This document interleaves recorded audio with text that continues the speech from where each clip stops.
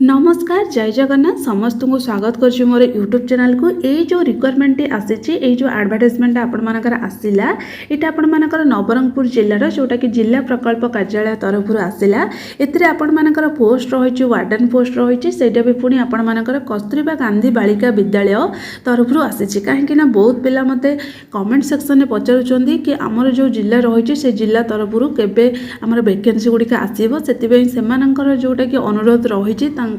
जिलूर जितेबाला vacancy आसो मु निहाती से भिडियोटी अपलोड करी से आपण मानक भिडियोटी नहीं आसी जो मैंने नवरंगपुर जिलार पिलाने होते से तुरंत अप्लाई कर नियंतु देखो ये जो वैकेंसी आसला ये आपण मानकर जो पोस्ट रहा वार्डन पोस्ट ये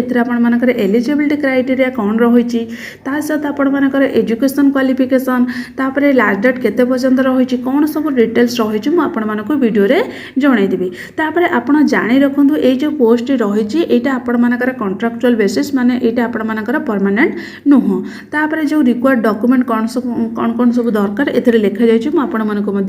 कहीदेवी फास्ट तो देख तो यहाँ आपण मानकर जो रही लेटरटा जो मैंने आपण मानकर जो एप्लिकेशन फॉर्मटा सबमिट करेंगे यहाँ आपण मानकर लास्ट डेट रही 15/7/2025 माने 15 तारीख पूर्व आपण मैंने यहाँ हूँ कौन सबमिट कर दिंतु तापर पुणी यहाँ आपण मानकर कौन ना हूँ 5टा पूर्व सबमिट करेंगे सेटा भी पुणी आपण मैंने केमिति करेंगे ना हूँ कोरियर कि रजिस्टर पोस्ट करेंगे माने यहाँ आपण मानकर ऑफलाइन जोटा कि रही तापर ये जो फॉर्मटा आपण मैंने केमिति डाउनलोड करेंगे जोटा कि www.osebata.odisha.gov.in रही नहले आपण मैंने डायरेक्ट जाकि कौन करेंगे ना ये जो लिंक रही www.nabarangpur.odisha.gov.in यही वेबसाइट को जाकि जो ऑफिशियली तार जो पीडीएफ फाइलटा ओपन हम तार एप्लिकेशन फॉर्मटा डाउनलोड करेंगे यहाँ रही आपण मानकर कौन ना जो यही डेट पूर्व आपण मैंने ये जो आपण मानकर जो एड्रेस देला office of the district project coordinator SSS Nabarangpur ये जो रही जो एड्रेसटा से एड्रेस आपण मैंने कौन करेंगे ना हूँ तुरंत सेटिक हूँ कौन speed post register post courier माध्यम आपण मैंने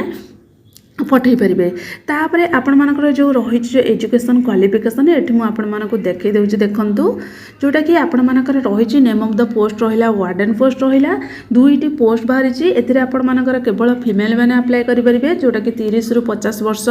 बयस रखी क्वालिफिकेशन रखी कौन जो मैंने बीए करेंगे कि बीएससी करेंगे विथ बीईडी जदि आपण मैंने बीईडी करेंगे सहित ताने आपण मानक अधिक प्रेफरेंस दिज्व जदि आपण मैंने विधवा होते कि डिवोर्स होते कि 2 इयर एक्सपीरियंस आपण मानकर थी कौन से एकाडेमी रे ताने आपण माने अप्लाई करेंगे माने कौन यहाँ केवल आपण मानकर जोटा कि ओनली फीमेल कैंडिडेट पाई तापर आपण मानकर सैलरी रही जोटा कि 25,410 टंका आपण मानकर सैलरी रही तापर नेक्स्ट रही यहाँ जोटा कि आपण मानक कहीदेली यही एड्रेस आपण माने कौन करेंगे ना हूँ जो रजिस्टर पोस्ट करेंगे सेटा भी पुणी 15/7/2025 जोटा कि पूर्व आपण मानकर application for the post warden जोटा कि रही कस्तूरबा गांधी बालिका विद्यालय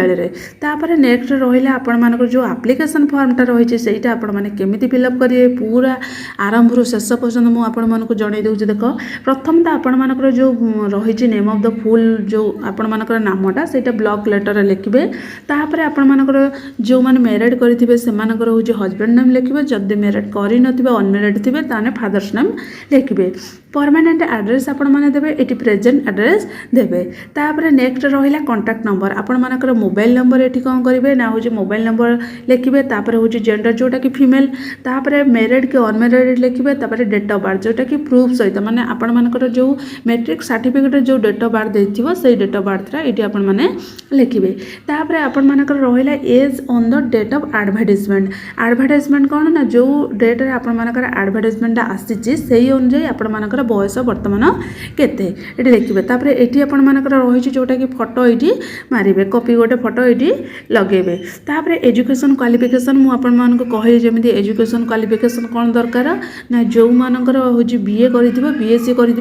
पोस्ट अप्लाई करेंगे प्रथम आपण मानकर मैट्रिक जोटी कि रही मैट्रिक यूनिवर्सिटी नेम लिखे टोटाल मार्क केते रखिछंती मार्क सिक्वेयर तापर आपण मानकर हूँ जो एक्स्ट्रा ऑप्शनल जदि किछ रही तार मार्क लिखे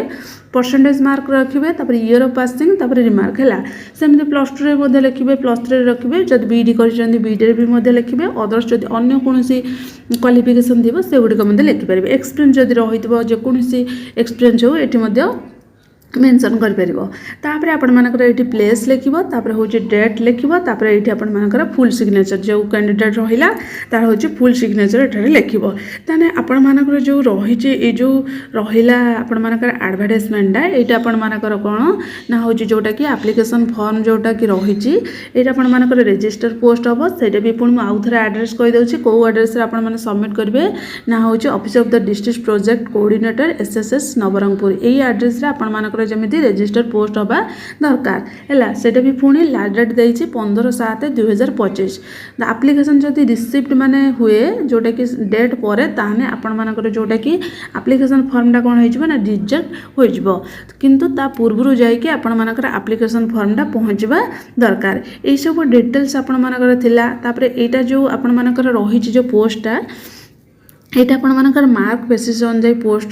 जोटा कि आपण मानकर होची नियुक्ति हबो से आपण मानको डाकिबे जोटा कि जदि इंटरव्यू थिबो तने इंटरव्यू नेबे एथिरे कोनोसी आपण मानकर एग्जाम नाही आ आपण मानकर डायरेक्ट जोटा कि नियुक्ति रहिछि। जदि आ कहार किछि डाउट थाय मते कमेंट सेक्शन रे जणाई परिबो। मु पूरा डिटेल्स रे कहि देली को एड्रेस रे पठेइबो तापरे कोन कोन सब मेंशन करिवो आ होची आपण माने जेतेबेले जदि इंटरव्यू दबा पय डाकिबे ओरिजिनल सर्टिफिकेट सहित सब जेरॉक्स कॉपी मध्ये नै कि संगरे जिबे। रहिले जय जगन्नाथ।